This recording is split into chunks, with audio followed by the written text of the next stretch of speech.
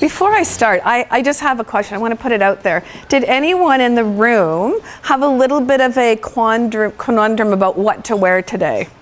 You're very honest. That's great. I know that a little birdie told me that was happening, and that's fine, because if that wasn't the case, and if everyone knew what to do in every situation, then I would not be here, because I would be out of a job. As an image consultant, and I guess the wardrobe part of this, the crux of my business is shopping's at the end of that journey. But what I need to do, and what I really like to do, is build a relationship.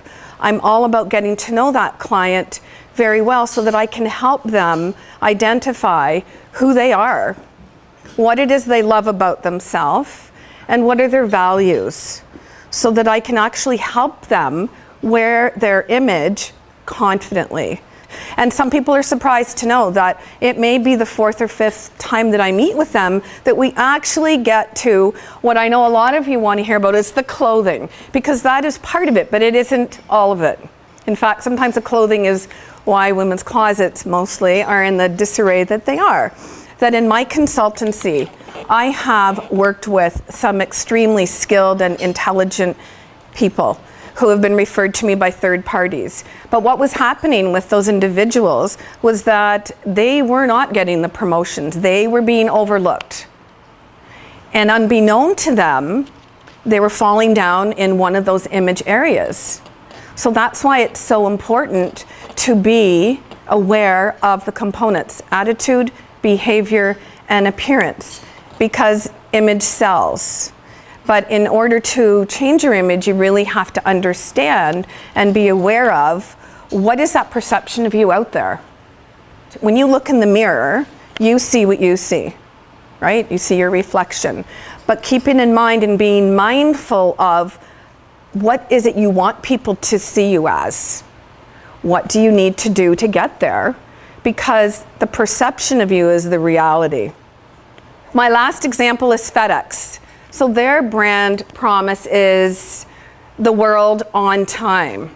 So I do have to say that when you drop into their depot on Exeter Road and you have an experience where you are in line for 15, 20, 25 minutes, I have experienced that, and then you get to the person and they say they can't find your parcel, when you've had a call saying it was there, the next time you see a FedEx truck, you're probably not going to have that positive memory. What you're going to be thinking of is that experience that you had in that depot, even if that was an isolated experience. So why am I talking about this? It's because you are your brand. Every one of us is our own best seller of ourselves. What you have to be doing, what you should be doing, is be consciously aware always that you're always either building your brand, reinforcing your brand, and hopefully not taking away from it. Because regardless of where you are, your behavior, your attitude, and your appearance speaks for you. Your visual appearance, your visual presentation tells a story about you to the world. And the clothing that you choose to wear tells others how you feel about yourself. People do business with those that they know, like, trust, and think are competent.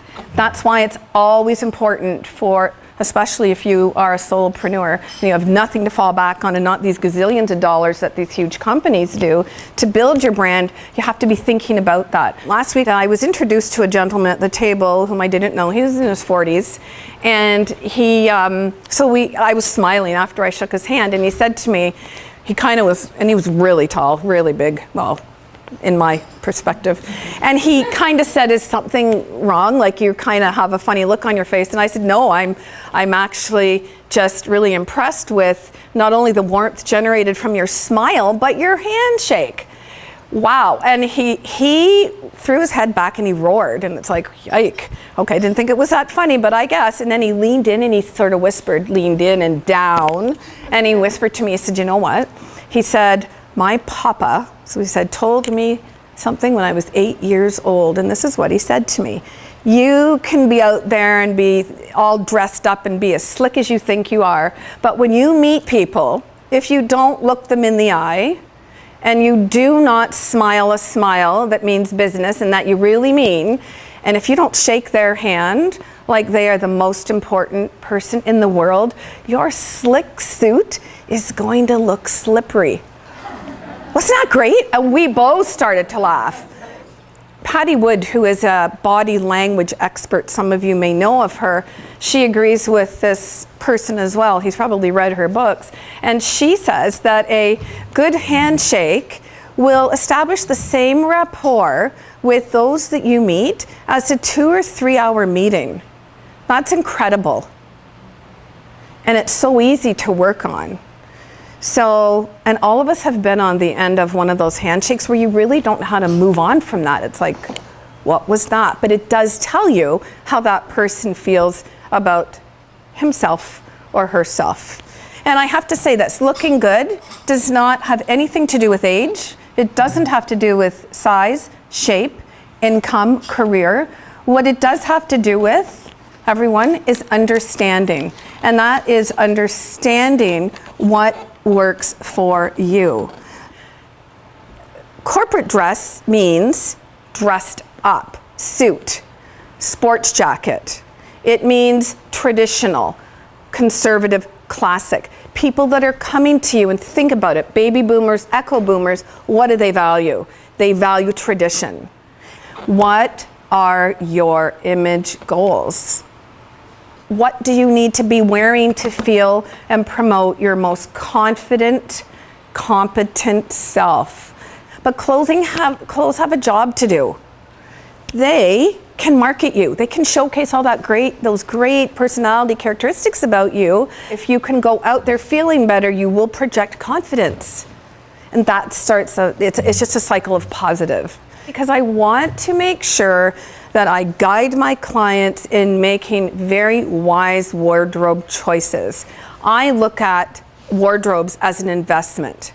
When men shop, the sales associate shows them a capsule of clothing. So maybe they need a suit, maybe they don't, but there could be a suit, a sports jacket, a couple of pair of pants that work with that sports jacket, several shirts, maybe a white long sleeve, and then moving down to more casual, dark denim jeans, perhaps a sweater, done. 9 quality pieces that work together will generate for that gentleman 22, 24 outfits. That's a great investment. And the layer over top of your blouse or your dress indicates that you understand that that is significant and presenting yourself in a polished manner. What are your goals? How do you want to be perceived? Women need it, and the mindset isn't the same. Not get it done. Let's find how many excuses I can find to not do it because everyone else needs something first. It's absolutely true, and I think everyone knows that. Oh, but I can't. So when you think about investment, and I really work with in groups, I want to say that and deliver that message, is thinking about switching that mindset a little bit and understanding the value of self-investment. When you invest in yourself, you are openly inviting others to invest in you. Outdated is outdated, stale, boring, tired, all of that. And as I said, it's not about money, it's not about size or shape, it's about understanding. So what I want and hope you can start to understand is starting to think about value and the value of value. And value does not mean that red sign that says sale.